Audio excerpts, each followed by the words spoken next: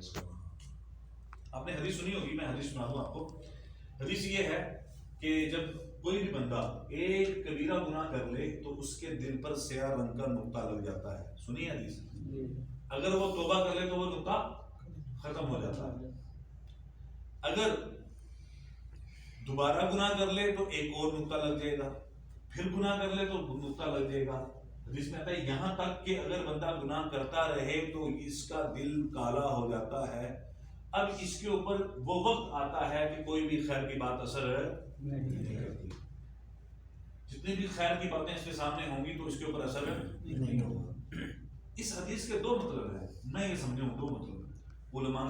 علماء کی کتابیں پڑھ کر جو انہوں نے لکھا ہے اس حدیث کو، مشائخ نے، محدثین نے، ایک مطلب اس کا یہ ہو سکتا ہے کہ آدمی کسی ایک گناہ پر ایسا جری ہو جاتا ہے کہ وہ اس کے لیے پارٹ آف باڈی بن جاتا ہے، اس کی زندگی کا پارٹ آف لائف یا باڈی اس کی، جیسے ہمارا موبائل ہمارے جسم کا ایک حصہ بن چکا ہے. ٹھیک ہے، تو وہ جو سگنل ہوتے ہیں نا وائی فائی کے، وہ بیسیکل موبائل کے لیے نہیں ہے، وہ ہماری باڈی کے لیے ہے. بندہ اپنے آپ سے ڈسکنیکٹ ہو جاتا ہے وہ موبائل کا. ٹھیک ہے، نہ چاہتے ہوئے بھی بندے کی اگر کوئی کال میسج نہ آ رہی ہو، بندہ نہ چاہتے ہوئے ہے پڑھو جیب میں ہی.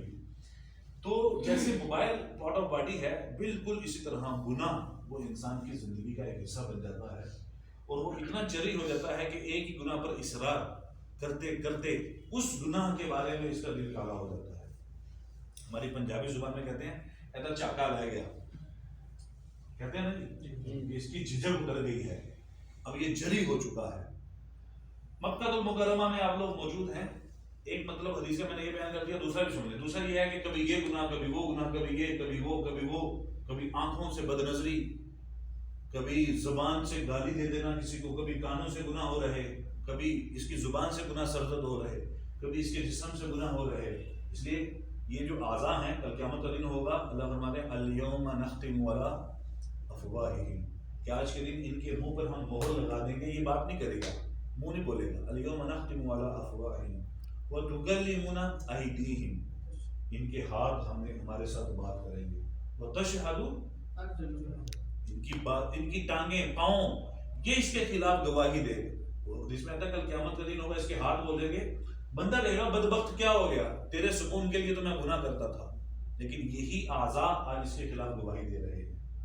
تو ایک مطلب اس سے یہ بھی ہو سکتا ہے مختلف گناہ جمع کرنے کے بعد اس کا دل کالا ہو چکا ہے، اب اس کے اوپر کوئی خیر کی بات اثر نہیں کرے گی.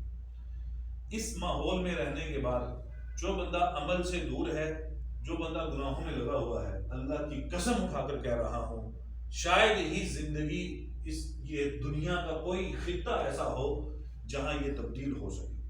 یہ تبدیل نہیں ہوگا. اس لیے پھر اس کی یہ عادات، اس کا یہ ایمان جیسا بھی ہے، اس کی یہ زندگی پاکستان میں بھی ویسی ہوگی، بلکہ عین ممکن ہے کہ ان ممالک میں یہاں سے بھی بدتر زندگی ہو، اس کی یہاں سے بھی بدتر. اس لیے یہاں رہنے کے بعد آپ لوگ اپنا تعلق اللہ کے ساتھ بناتے رہیں. کہیں یہ نہ ہو کہ آپ لوگوں کا دل سخت ہو جائے. ہم یہاں رہ رہے ہیں، ہمارا دل سخت ہو جائے، اور اتنا سخت ہو جائے کہ بیت اللہ کے سامنے آنکھوں سے بد نظری ہو جائے. وگرنہ یہی بیت اللہ ہے جس میں آپ کو جیب اترے بھی نظر آئیں گے، پکڑتے ہیں چھوڑتے. تو ان کا دل کالا ہو چکا ہے. یہی حرم جہاں آپ کو بدکار لوگ بھی نظر آئیں گے، مسورات کو چھیڑنے والے. کیوں؟ وجہ کیا ہے کہ ان کا دل کالا ہو چکا ہے، سخت ہو چکا ہے. تو حدیث میں آتا ہے جب دل کی سختی سے اللہ کی پناہ مانگو، دل کی سختی سے. اور اللہ یہ دل کسی کو نہ دے کہ جب خیر کی بات ہو اور اس پر اثر نہ ہو.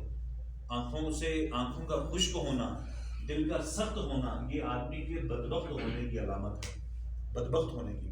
میرے محترم دوستوں اور بھائیوں، آپ لوگ بھائی ہیں، پاکستانی ہیں، میرے ہم وطن ہیں. صرف یہ عرض کر رہا ہوں کہ یہاں رہ کر حرم کی پاسداری، اس کا احترام، حرم میں رہ کر بیت اللہ کی عظمت، ٹھیک ہے، حتیم کی عظمت، خواہ وہ صفا سے مروہ تک آپ جائیں، کام کے دوران بھی اس کی عظمت دل سے نہ نکلے، عمل کے ذریعے آپ کا تعلق اللہ کے ساتھ بڑھ رہا ہو، وہ خوف کی کیفیت ہمیشہ باقی رہے.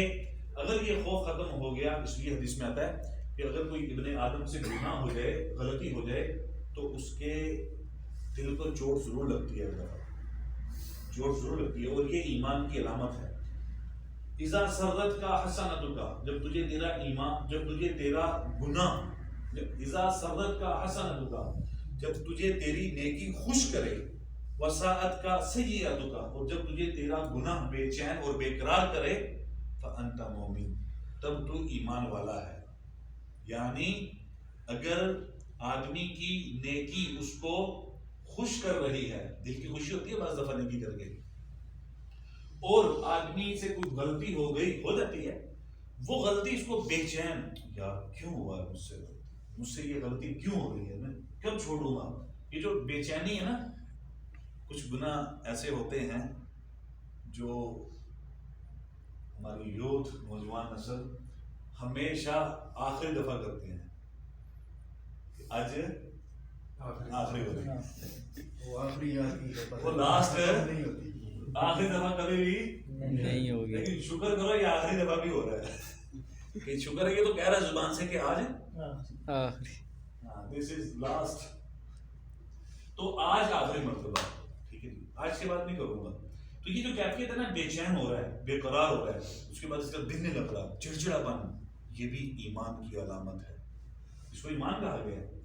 تو یہ دو چیزیں، اللہ سے تعلق بڑھ رہا، خوف آ رہا ہوگا آپ کے دل میں، انشاءاللہ جب یہ خوف آئے گا، تعلق بڑھے گا، اللہ تعالیٰ آپ کو یہاں ٹھہرا کر بھی آپ کے سارے تقاضوں کو پورا کرے گا انشاءاللہ، اور اللہ تعالیٰ آپ کی زندگی میں برکت، مال دولت میں برکت دیں گے. ٹھیک ہے جی، یہاں رہ کر ہمیں فائدہ بھی اٹھانا چاہیے. اللہ تعالیٰ ہم سب کو عمل کی توفیق عطا فرمائے. ایک منٹ، اچھا سر آپ نے ابھی سنیں جیسا کہ ہم